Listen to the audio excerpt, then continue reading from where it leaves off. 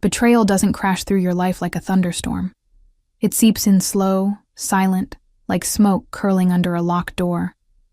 You don't even realize it's there until the air's too thick to breathe and the whole room's already burning. When it came for me, I was 17, sitting at my Aunt Laura's dining table while every face I'd known my whole life turned toward me like I'd already confessed to something I hadn't done. That night changed everything. It burned my name out of my own family. But 17 years later, when Aunt Laura tried to take away the only home I'd ever built, I finally showed her, and the whole town, who the real thief had been all along.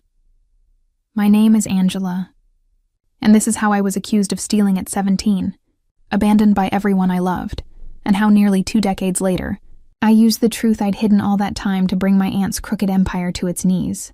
Stick with me till the end, and I'll tell you honestly, whether I went too far.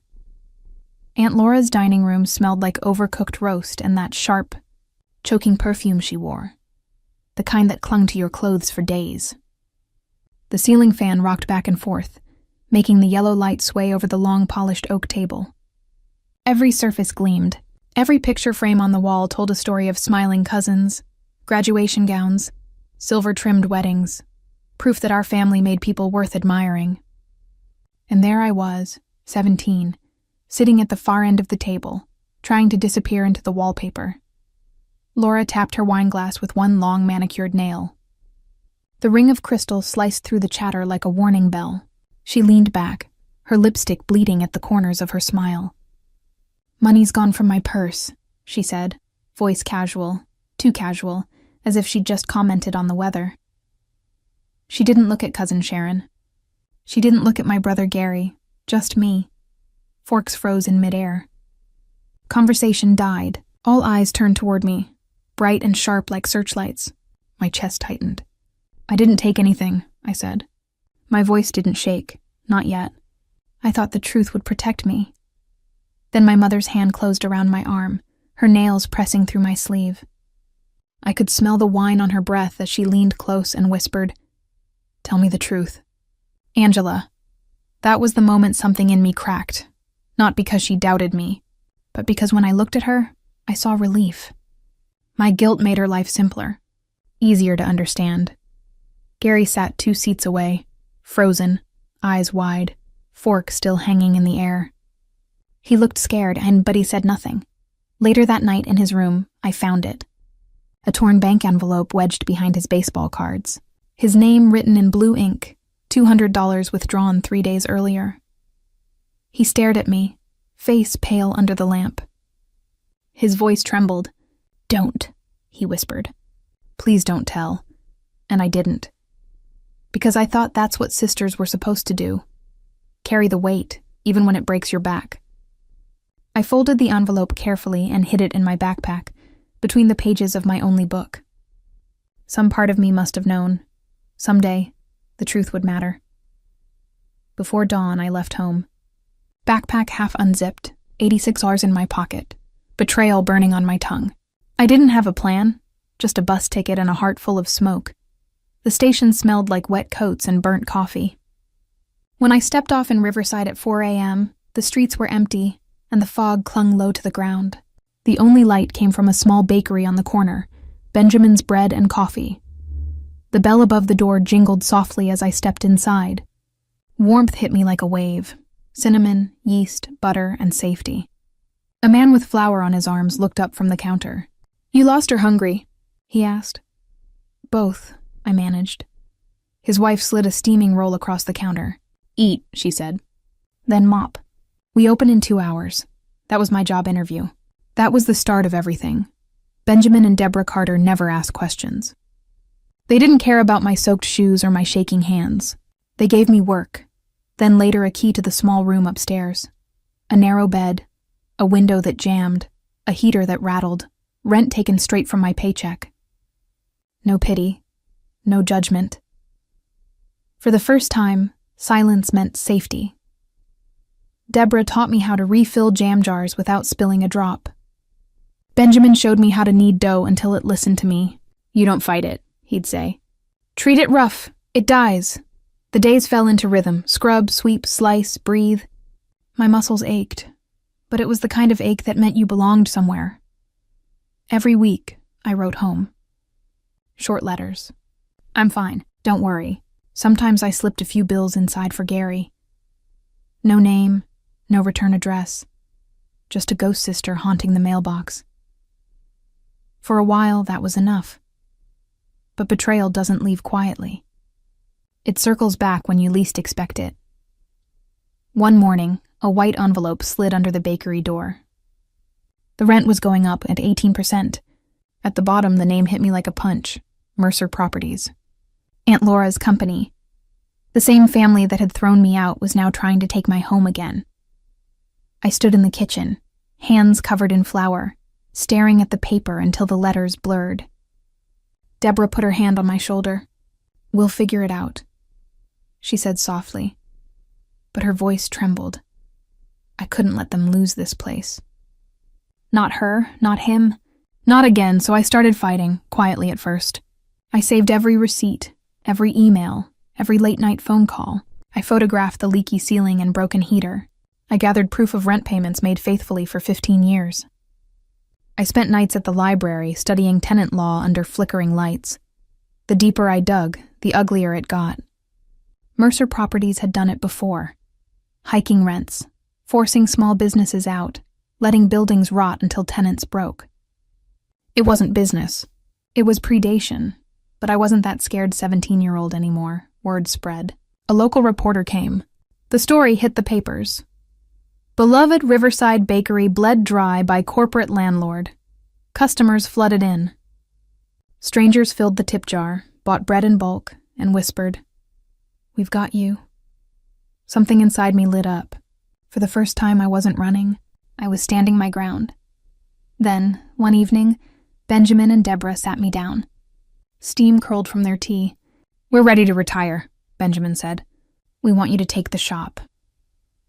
I was 34, broke, terrified, and for the first time, ready. I gathered everything. The letters, the photos, the documents. I wasn't just defending a bakery, I was exposing an empire. The city council meeting was packed. Reporters, small business owners, neighbors, all watching. In the front row sat Aunt Laura Mercer, flawless as ever, tapping her nails, bored. She didn't recognize me. When it was my turn, I walked to the podium, folder in hand. My voice shook, but my words didn't. "Members of the council," I began. "I'm here to contest the rent increase imposed by Mercer Properties on Benjamin's bread and coffee." I opened the folder and laid out every proof I had. Every email, every lie, every ignored repair. "This business has operated in Riverside for 32 years, I said. 15 of those under the same lease. They've paid on time, kept the building standing when Mercer Properties wouldn't lift a finger. And now, they're being punished for surviving." The room fell silent. Even Laura stopped tapping her nails. And for the first time since I was 17, I didn't feel like the accused. I felt like the one holding the match. I projected documents, rent receipts, ignored maintenance requests, photos of leaking roofs, cracked windows, dead furnaces. Mercer Properties has a pattern. Over 5 years, they've forced out 12 small businesses through unjustified increases. Everyone is replaced by corporate chains. Murmurs rippled. Laura shifted uncomfortably. "But there's something else you should know about this landlord." I clicked to the next slide. A photo appeared. Laura's dining room. That yellow light, that polished oak table. Laura's face went pale. 17 years ago, Laura Mercer accused me of stealing $200 at a family dinner. I was 17. Her nephew, my brother Gary, actually took it, but she chose to believe I was guilty. The room went silent. "I have proof." I held up the bank envelope. "Gary's name is still visible, preserved for 17 years. I kept this, not for revenge, because I knew the truth mattered." I looked directly at Laura. Her composed face was cracking. She exiled me that night. Told everyone I was a thief. I ended up here at Benjamin's Bakery at 4:00 a.m. with $86 and nowhere else to go. Benjamin and Deborah saved my life. My voice broke. I pushed through. And now Laura Mercer is trying to destroy the only home I've known. This isn't about rent. This is about a pattern of cruelty. This is about accountability. I placed the final document, a legal brief prepared with pro bono help. I'm not just asking you to deny this increase. I'm asking you to investigate Mercer Properties for predatory practices. I have documentation of 12 cases, signed statements, evidence of systematic exploitation. I stepped back. Laura called me a thief at 17, but she's been stealing livelihoods, community spaces, futures, and I'm not letting her steal anything else. The council deliberated 20 minutes. When their turn, the decision was unanimous. Rent increase denied. Investigation into Mercer Properties opened. Immediate inspection mandated. As applause erupted, I watched Laura stand. She moved toward the exit, but her eyes found mine. She stopped. Recognition flickered. You, she whispered. Me, I said. The thief you exiled. I didn't steal from you then, Laura. But you tried to steal my future, and I'm not letting you steal anyone else's. Her mouth opened, closed. No words. She left without a sound. The local reporter approached. That was brave. Can I interview you? Yes, I said. But I want to talk about Benjamin and Deborah, too. About what a real family looks like. The article ran 3 days later. Front page. False accusations. True justice. How one woman exposed a predatory landlord. It included Gary's envelope photo, quotes from other targeted business owners, a timeline of Laura's exploitation. Within a week, the state attorney general announced a formal investigation. Laura's company faced $340,000 in fines, mandatory restitution, civil lawsuits. Her pristine reputation built on philanthropy and church donations crumbled like stale bread. 2 months later, the bakery bell rang. Gary stood in the doorway, older, leaner, but the same eyes that once begged me to stay silent. He didn't speak at first, just stood there, shifting, gaze sweeping the bakery like he wasn't sure he was allowed inside. Finally, I heard what you did. At the hearing, I nodded, waited. You told the truth, he said, voice cracking about me. I kept that envelope for 17 years. Not because I hated you, because I knew the truth would matter more than keeping peace. I swallowed hard. I'm sorry for everything. For letting you take blame. For never speaking up. I know, I said. The words I'd craved were finally there, and I realized I didn't need them anymore. But he did. I slid a roll across the counter, just like Deborah had done for me. Eat, I said. He stared, confused. Then mop, I added. His laugh cracked into a sob. What? You want forgiveness, Gary? Earn it. I work here every Saturday for a year. Face the people. Learn what accountability looks like. Tears streamed. Really? Really? Benjamin and Deborah gave me a chance with nothing. I'm giving you the same, but you do the work. He nodded, unable to speak. And Gary, Laura knows now. The whole town knows you can't hide. So if you're here, be honest about everything, I will. He whispered. I promise. He showed up that Saturday at 5 a.m., flour-dusted apron. Shaking hands, Deborah handed him a mop without a word. He worked every Saturday for a year. I learned to knead dough, to smile at customers who whispered, to face his shame. Slowly, he became someone worth forgiving. Laura never apologized. Not to me. Not to anyone.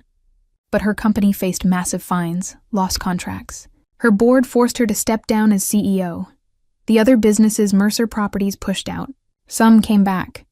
New owners filled empty storefronts. Riverside breathed again. And me, I'm still here. Benjamin and Deborah transferred ownership officially. We're named it Benjamins & Co., honoring them. Honoring the community that saved me. My name is on the lease. My hands are still dusted with flour. My heart is still beating. Some nights I lock up late. The street is empty. Bread smell thick in the air. I lean against the counter, listening to the hum of freezers.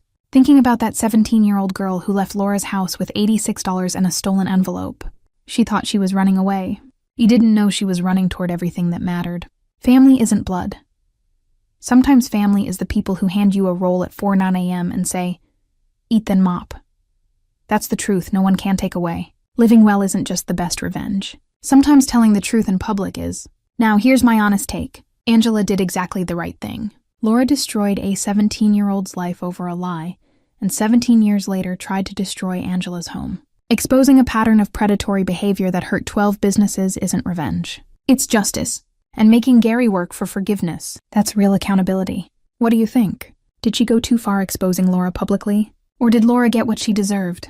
Should she have forgiven Gary without conditions? Drop your opinion in the comments. If this moved you, smash that like button and subscribe for more stories about people who turned betrayal into justice. Remember, Documentation is power and truth always finds light. Thanks for watching. I'll see you in the next one.